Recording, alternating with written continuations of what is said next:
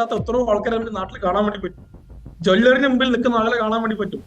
ഹോട്ടലിന് മുമ്പിൽ ബോർഡ് പിടിച്ച് നിൽക്കുന്ന ആൾക്കാരെ കാണാൻ വേണ്ടി പറ്റും. ഇവരൊന്നും ജീവിതത്തിൽ അധ്വാനിക്കാത്ത ആൾക്കാരല്ല. ഒരുപാട് വർഷം നന്നായിട്ട് അധ്വാനിച്ചിട്ടുണ്ടായിരുന്നു. പക്ഷെ എന്തുകൊണ്ട് രക്ഷപ്പെടാതെ പോയി എന്ന് ചോദിച്ചു കഴിഞ്ഞാൽ അവരെ കയ്യിൽ നല്ലൊരു പ്ലാറ്റ്ഫോം കിട്ടാത്തതുകൊണ്ടാണ്. ഈ ഒരു അവസ്ഥയിൽ നമ്മളെ കയ്യിൽ നിന്ന് പോയി കഴിഞ്ഞാൽ വേറെ ഏതെങ്കിലും മേഖലയിൽ പോകുന്ന സമയത്താണ് ഇത് സ്വർഗ്ഗമായിട്ട് നമുക്ക് തോന്നുക. ഇപ്പൊ ചിലപ്പോൾ നിങ്ങൾ എത്രത്തോളം സീരിയസ് ആയിട്ട് കാണുമെന്ന് എനിക്കറിയില്ല.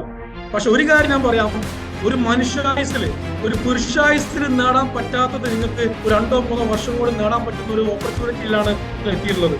ഇന്ന് നിങ്ങൾ ഡിസിഷൻ എടുക്കേണ്ട തീരുമാനം ഇതാണ്. മൈഡിയേഴ്സ്, എടുക്കേണ്ട തീരുമാനം ഇതാണ്. തല പോയാലും ഇൻഡസ്ട്രിയിൽ ഞാൻ ഒരു അനക്കം എനിക്ക് സംഭവിക്കില്ല, ഞാൻ ഇതിൽ രക്ഷപ്പെടും, ഞാൻ ഇതിൽ വളരും എന്നുള്ള തീരുമാനങ്ങൾ ഡേ 1 എടുക്കണം.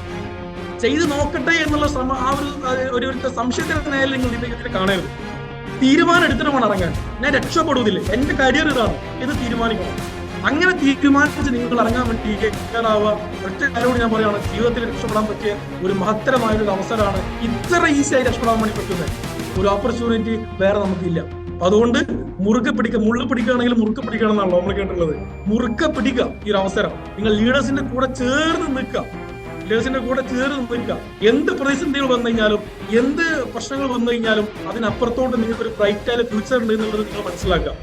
ഒരു പ്രതിസന്ധിയും ഒരു പ്രശ്നങ്ങളും ഒരു മനുഷ്യന്റെ ലൈഫിന് എൻഡ് ഒന്നുമല്ല. അതിനപ്പുറത്തോട്ട് ഒരു ബ്രൈറ്റ് ആയ ഒരു സാധനം കിടക്കുന്നുണ്ടായിരിക്കും. പക്ഷെ ആ സ്ട്രഗിളിങ് കടന്നിട്ട് വേണം നമ്മൾ അവിടെ എത്താൻ. ഓക്കെ, അപ്പോൾ അതുകൊണ്ട് തന്നെ മുറുക്കെ പിടിക്കുക, ഒരവസരം ലീഡേഴ്സിന്റെ കൂടെ ചേർന്ന് നിൽക്കുക. എല്ലാ ആളുകളും ആത്മാർത്ഥമായിട്ട് ഈ ബിസിനസ് നെഞ്ചിലേക്ക് ചെയ്യുക.